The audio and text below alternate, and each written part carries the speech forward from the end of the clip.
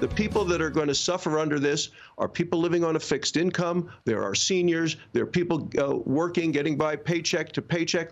All Americans are going to pay for this through inflation, through taxes. Joe Biden says, well, we're only going to raise taxes on businesses and some people making a lot of money. You cannot fund something this expensive without everybody in America getting hit.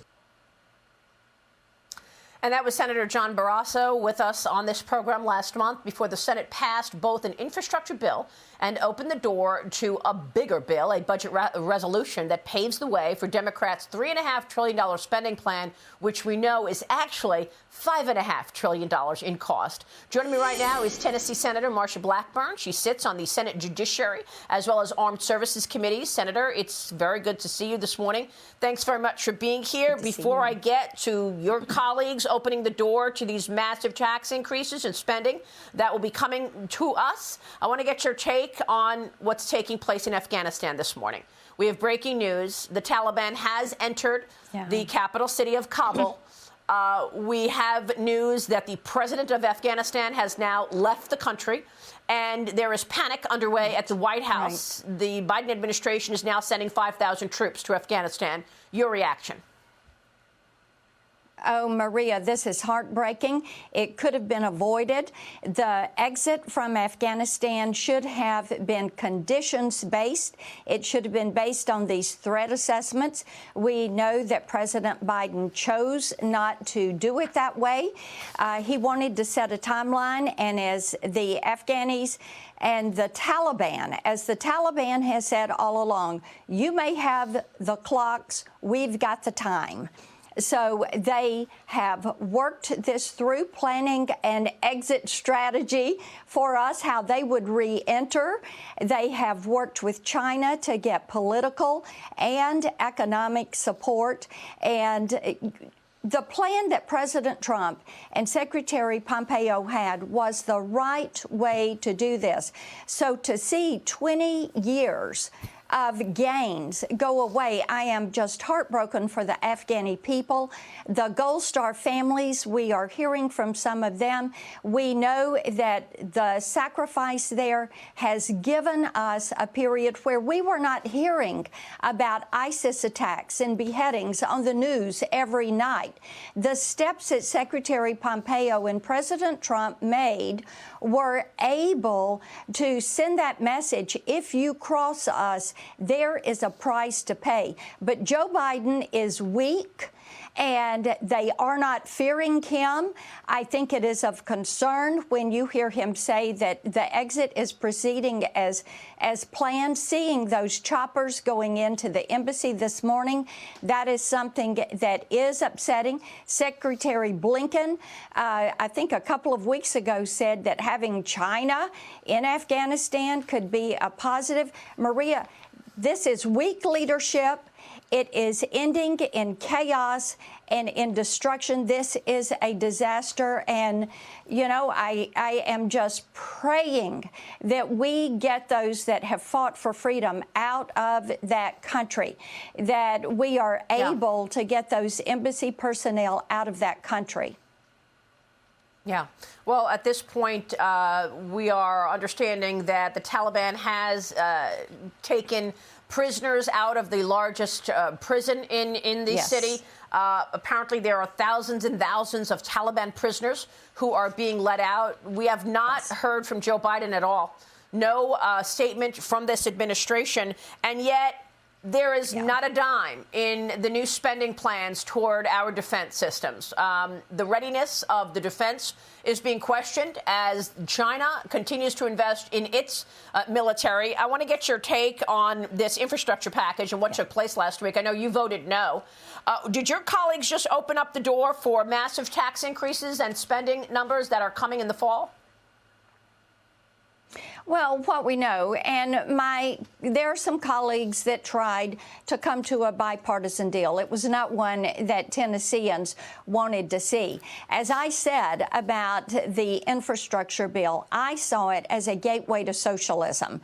This was the opener for the leftists, for Bernie's budget. And of course, they immediately followed the infrastructure vote with the vote on Bernie's bill, which was a $3.5 trillion budget, which became $4.2 by the time we took the vote in the wee hours of the morning. And the estimates are that it is going to be a $5 trillion bill. And we are hopeful that this is going to be somewhat derailed in the House. This is too expensive to afford. The American people do not want to see it. And Maria, what this budget is doing, look at what is happening to inflation. This administration is weak on every front. Whether it is the out-of-control spending or whether it is misplaced priorities, this is a weak president. It is an administration that is not focused. They are not prioritizing what the American people want to see. And there's bipartisan agreement on that. Yeah.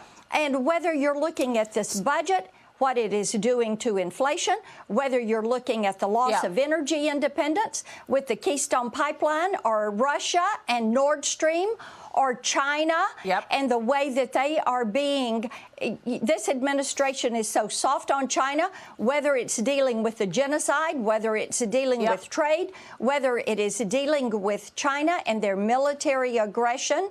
I mean, the list goes on and on. They've been wrong on the list everything. Does go on. You're right. Yeah, the list does go on. But, Senator, with all due respect, if they're so weak, why are they beating you? Okay? I mean, the bottom line is the Democrats are winning. And we are about to see a major Green New Deal, thanks to your colleagues. Mitch McConnell the other day praised President Biden for doing bipartisan work. What's going on with the Republicans? You've gotten nothing out of this except to say, oh, yeah, we worked with our colleagues on the left. But they don't say that. We've worked with our colleagues on the right. They don't care if you're there or not. They're going to push it through reconciliation. So if they're so weak, why are they beating you and your colleagues? Well, one of the things that we're doing every day is pushing back on this. And the good thing is the American people are beginning to push back with us. I talk to people every day that look at what has happened to this country in the last 7 months. The loss of freedom, the push to federalize elections. And, you know, that's their next big front. The push to pack the court so that you have somebody that's going to approve all of this. Lockdowns, mandates, and people are going, hey, wait a minute. Hey, wait a minute. So I think this is the time for Republicans to stand strong against this. This is a weak president. It is a weak administration when it comes. They're just rolling over on the national stage. Wow. Biden wanted to go to the G7, be praised, be part of the club. America's back. Well, America is back when it is standing strong and not letting things like Afghanistan happen. Or China, and you were the first to come on this program and tell you that you think that the administration is flying migrants to Nashville in the dead of night.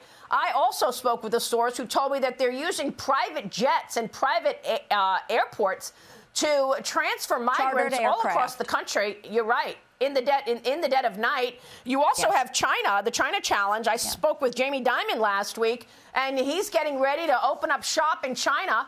Corporate America is not looking at the national security issues, partly because the Biden administration is not making it a priority. Well, that's exactly right. They are not making China a priority. And Maria, when it comes to the border, Mayorkas said it this week. They know this is a problem. They know this should be our first line of defense. They know that the Border Patrol cannot sustain this.